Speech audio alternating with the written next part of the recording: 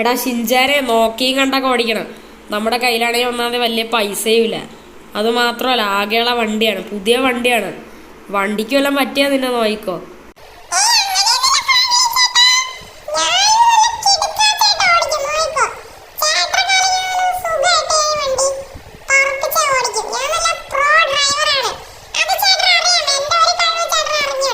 ഓ പിന്നെ നീ ഭയങ്കര പ്രോ ഡ്രൈവർ.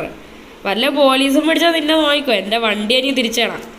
എടാടാ ഷിൻചാനെ പതുക്കെ പോടാ, നീ നല്ല സ്പീഡിലാണല്ലോ പോണേ.